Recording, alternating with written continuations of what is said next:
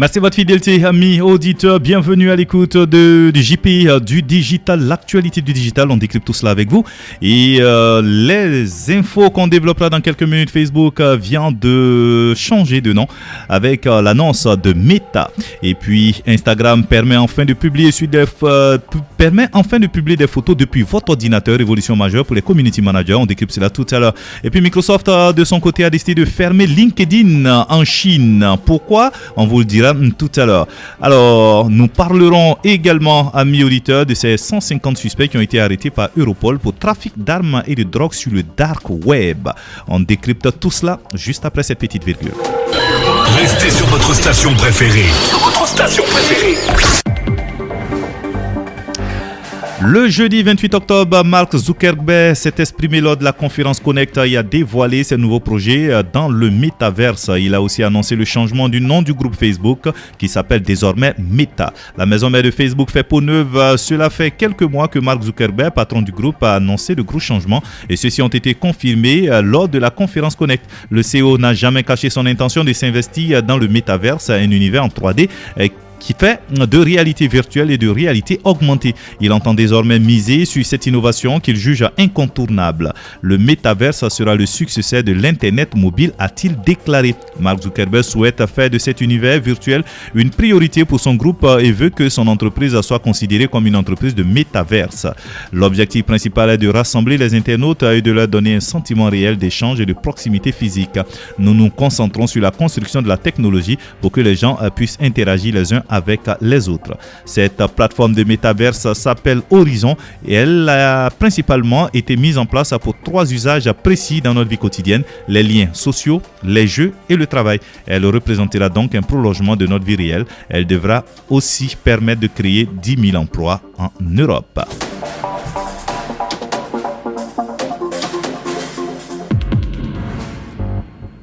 Et puis depuis ses débuts, Instagram a toujours été intimement lié au smartphone. À cause de ce lien très étroit, le réseau social n'a jamais ressenti le besoin d'investir pleinement les ordinateurs.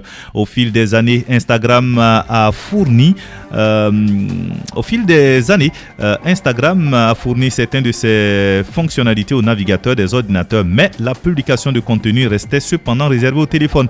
Jusqu'à présent, les utilisateurs qui voulaient télécharger des photos depuis leur ordinateur devraient recourir à des applications tierces. Mais depuis le 21 octobre, le réseau social permet nativement de choisir une image, de la modifier avec les filtres et les effets, puis de la publier depuis Chrome, Edge, Opera ou encore Firefox.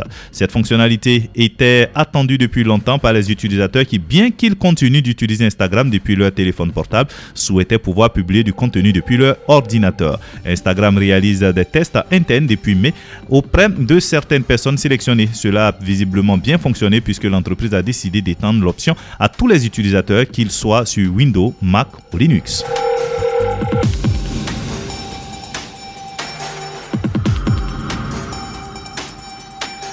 Microsoft a annoncé le 14 octobre dernier avoir décidé de fermer la version localisée de LinkedIn en Chine. Mohak Chofre, le vice-président senior de LinkedIn, a détaillé sur le blog officiel le choix de cette fermeture. Il évoque un environnement d'exploitation difficile et des exigences de conformité très élevées.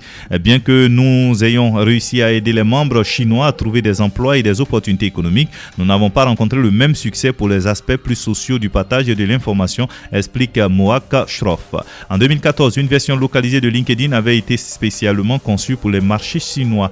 Les fonctionnalités de cette version étaient limitées afin de se conformer aux exigences du gouvernement. La version chinoise de LinkedIn comptait toutefois plus de 50 millions d'utilisateurs nationaux. C'était la seule grande plateforme sociale autorisée à opérer en Chine appartenant à une entreprise américaine. Cette décision d'arrêter le développement de l'application implique que LinkedIn rejoindra désormais Google, Twitter ou encore Facebook sur la liste des sites bloqués en Chine.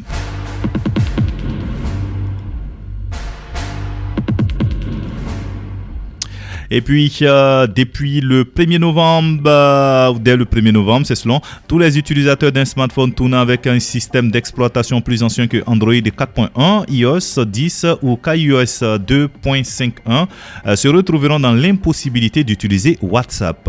À cette date, l'application de messagerie bénéficiera d'une mise à jour importante qui permettra de transférer ses données WhatsApp, messages, appels et autres d'un appareil Apple vers un Samsung. Cette option sera ensuite étendue à d'autres appareils fonctionnant sous Android. Les utilisateurs de smartphones trop anciens seront dans l'incapacité de faire cette mise à jour et n'auront d'autre choix que de basculer vers une autre application de messagerie comme Signal ou Telegram ou de changer le téléphone s'ils désirent continuer à utiliser WhatsApp. Au total, 43 modèles de smartphones sont concernés chez Samsung, Apple, Huawei, LG, ZTE, Sony et quelques autres.